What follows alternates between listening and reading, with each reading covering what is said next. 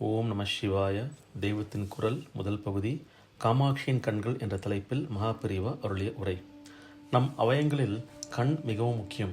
என் கண்ணே என்று பிரியமானவர்களை சொல்கிற மாதிரி காதே மூக்கே என்பதில்லை அல்லவா? அம்பாள் என்பதாக பரமாத்மா மூர்த்திகரிக்கிற போது அவளுடைய கண் எத்தனை முக்கியமாகும்? காமாட்சி, மீனாட்சி, விசாலாட்சி என்கிற போது அக்ஷி என்பது அவளது கண் விசேஷத்தையே சொல்கிறது. காமாட்சியின் கைகளில் மன்மதனின் வில்லும் அம்பும் இருப்பதாக சொல்கிறோம்.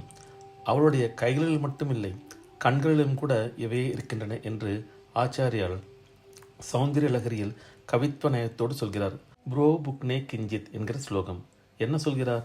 அம்பாளுடைய புருவம் கொஞ்சம் நெறிந்திருக்கிறதாம். கவலை இருந்தால்தான் புருவம் நெறியும். லோகமாதாவுக்கு ஜனங்கள் எல்லோரும் கெட்டு போகிறார்களே, அவர்களை காப்பாற்ற வேண்டும் என்கிற கவலை. அதனால் புருவம் வளைந்திருக்கிறது. அம்பாளுடைய பரம லட்சணமான புருவங்கள் வில் மாதிரி இருக்கின்றன. 2 வளைந்த பாகங்களை கொண்ட தனுசை போல் அவை உள்ளன. ஆனால் புருவ மத்தியில், அதாவது நாசி தொடங்கும் இடத்துக்கு மேலே ரோமம் இல்லை. ரோமம் இருந்தால் அது உத்தமம் அல்ல, சாமுத்ரிகா லட்சணம் ஆகாது. கூடின புருவம் கெடுதல் உண்டாக்கும் என்பார்கள். அம்பாளுடைய புருவங்களின் மத்தியில் ரோமம் இல்லாதது உத்தம ஸ்ரீ லட்சணம்தான். ஆனால் இது புருவங்களை வில்லுக்கு ஓமிக்கும் போது அவ்வில்லுக்கு நடுவே ஊனம் செய்தாற்போல் தோன்றலாம். அப்படி ஊனம் தோன்றாமல் ஆச்சாரியால் ஒரு காரணம் சொல்கிறார். வில் என்று ஒன்று இருந்தால் அதை எய்கிறவன் அதன் மத்தியில் தன் முஷ்டியால் அதை பிடித்து கொண்டுதானே நாணில் அம்பு பூட்டி இழுப்பான். முஷ்டி பிடித்திருக்கிற இடம் வில்லின் 2 பாகங்களுக்கு மத்தியில் அந்த வில்லை மறைக்கத்தானே செய்யும். இப்படித்தான் அம்பாளின் புருவ வில்லையும் எவனோ மத்தியில் பிடித்து கொண்டு அம்பை பூட்டுகிறான். அவனுடைய முஷ்டி உள்ள அந்த மத்திய பாகம்தான் உரமும் இல்லாத இடைவெளி என்கிறார். இப்படி அம்பாளின் புருவத்தை வில்லாக வளைப்பவன் யார்? மன்மதன்தான். அவனுடைய கரும்பு வில் போலத்தான் கருணையால் வளைந்த லோகமாதாவின் புருவம் இருக்கிறது. மன்மதனுடைய வில்லுக்கு வண்டுகள் தானே நான் கயிறு. அதற்கேற்றாற்போல் இந்த புருவத்துக்கு கீழே அம்பாளுடைய வண்டு வெடிகள் இப்படியும் அப்படியும் ஓடிக்கொண்டே இருக்கின்றன. ஒருத்தரும் விட்டு போகாமல் சமஸ்த பக்தர்களுக்கும் அனுகிரகம் செய்ய வேண்டும் என்பதால் அவை இப்படி சஞ்சரித்து கொண்டே இருக்கின்றன.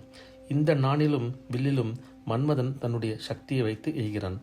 அதனால்தான் ஞானமூர்த்தியாக இருந்த பரமேஸ்வரன் அம்பாளிடம் பிரேமை கொண்டான்.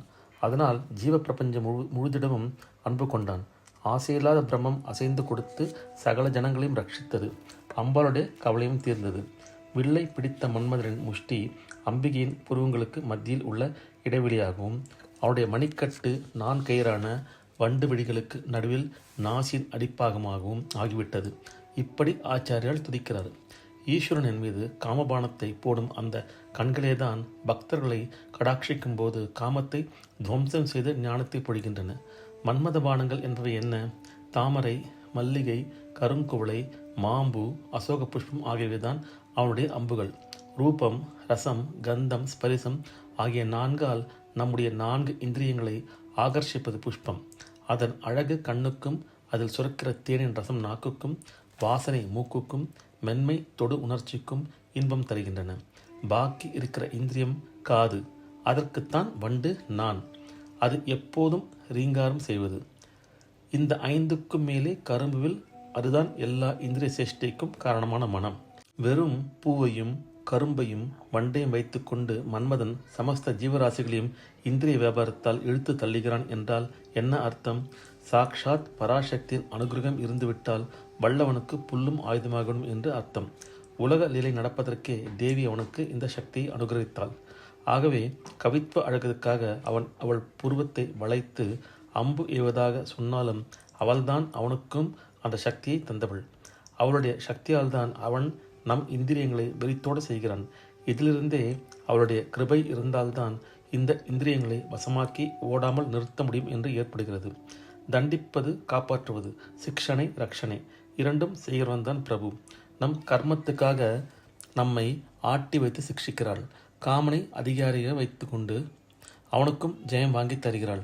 அந்த காமன் நம்மிடம் வாலாட்ட முடியாதபடி நாம் காம ஜெயம் செய்யவும் அவளே கதி. அந்த ரக்ஷணையை செய்ய வேண்டுமென்றே லோகமாதாவன் அவள் எப்போதும் கவலையோடு புருவ வில்லை வளைத்து கொண்டு அன்பு என்கிற பானத்தை வீசி பரமேஸ்வரனை கருணையில் திருப்பிக் கொண்டிருக்கிறாள். ஓம் நம சிவாய. இந்த அருள் உரையின் தொடர்ச்சியை அடுத்த பதிவில் பார்க்கலாம். ஓம் நம சிவாய. ஹர ஹர சங்கர, ஜெய ஜெய சங்கர, காஞ்சி சங்கர, காமகோட்டி சங்கர.